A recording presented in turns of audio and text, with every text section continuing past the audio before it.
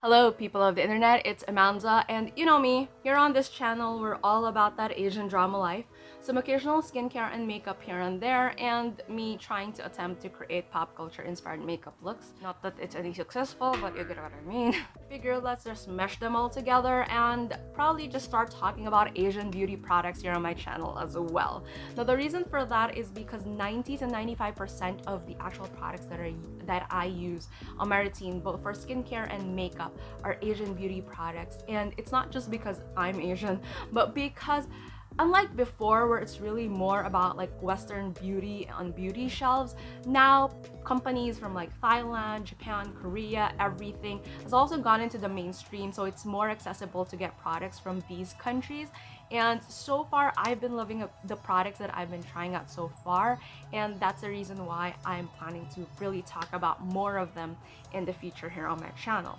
But for today, the product that I'm going to be talking about is something that has a cult following globally, and it's been dubbed and marketed as one of Japan's most famous beauty soaps. Now, before I actually start talking about the product itself, obviously, I had to confirm it with my Japanese students first. Like, I had to know, is it really as good as I see on the internet because of all the rave reviews?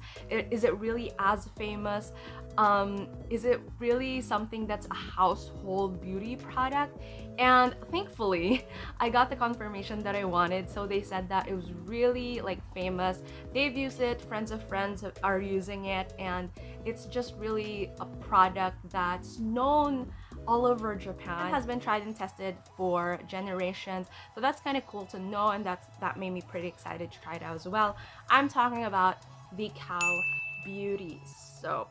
Now, I'm not talking about Kao, which is the company that is like the Unilever of Japan, as I would say, but it's really Kao. Kao is both the product name and also the company name of the one that manufactures these babies. Before I get into more of the deets, I just want to thank Matsui Cosme, the exclusive distributor of the Kao soap here in the Philippines, for asking me to review these products. Now, no, this isn't sponsored, so everything that I will say in this video is still based on my own experiences, but I'm just really happy that they get to send me these to try out. Now, with that said, so nerdy details, let's do this. First off, the company itself. So I googled the Cow company, and they have been established in 1901. Now, the reason why they named their company after the animal is apparently in Japan, cows symbolize a lot of like really good values like steadiness, consistency, all of these things, and they say to pattern their company values with these ideas, so that's pretty cool.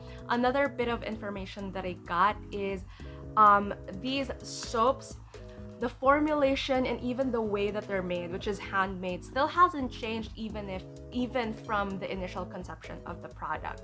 So even with the demand globally, they still made it a point to really be consistent with how they create this product, so that the quality that's been loved by the generations probably is still consistent, up to date. From my research, I think the red one is the original formulation.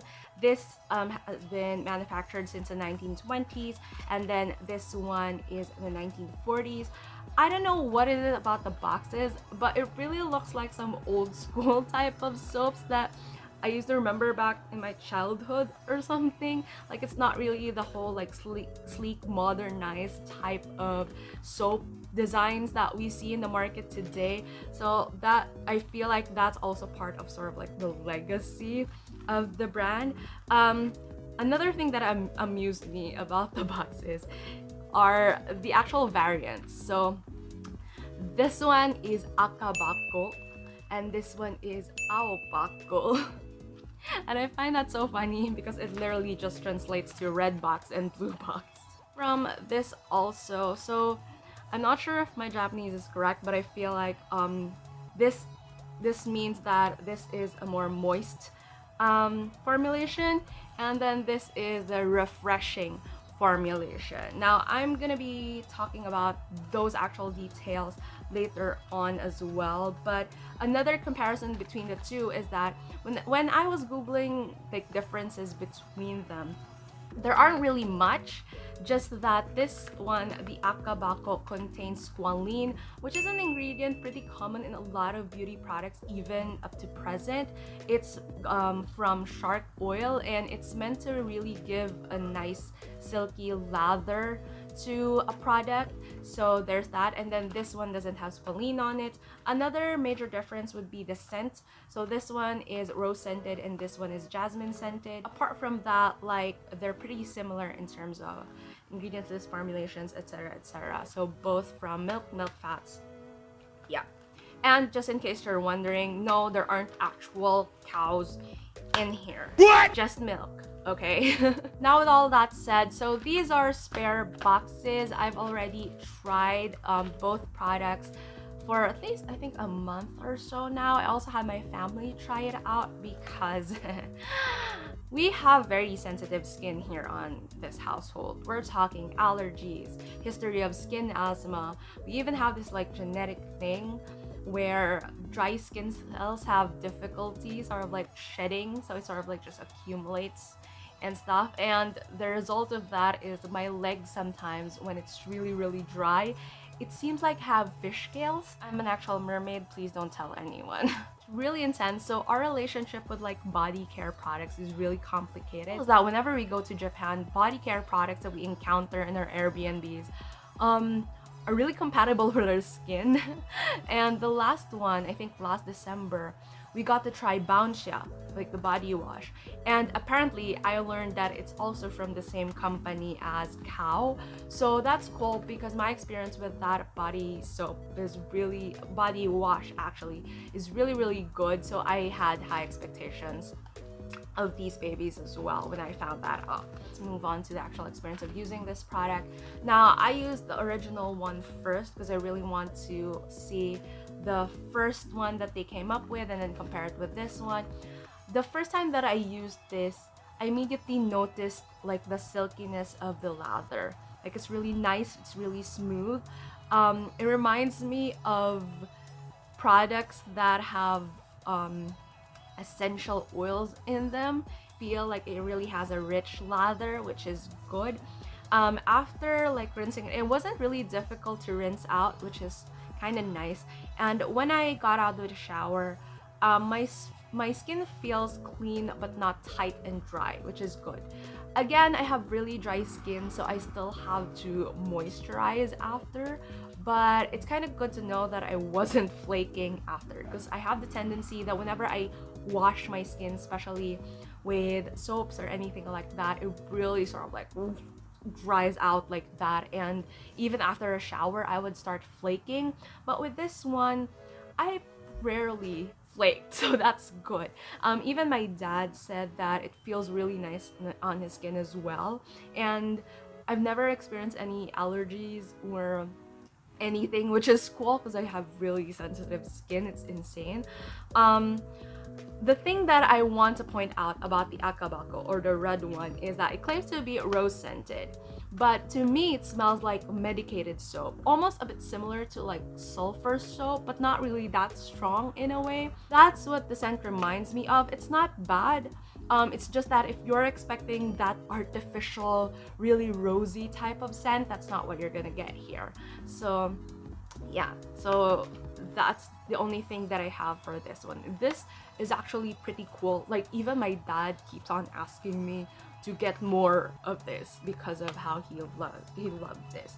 But yeah, so this one definitely an immediate favorite. I'm gonna start opening this box later because I already used up the ones that I have. Now, moving on to the Aobako, or the blue variant. So this one, I noticed in terms of size, I think it's quite like not really a lot, but just like a bit bigger and heavier than the Akabako. In terms of the scent, I like this more because I'm not sure if that's really like jasmine. Like if you don't like strong scents, I feel like you're still gonna love this one because the scent of this is just fresh, as it claims to be. Now, it doesn't have squalene in it. I think is the reason why this feels more lighter in terms of consistency. This one has a very like creamy lather, very silky.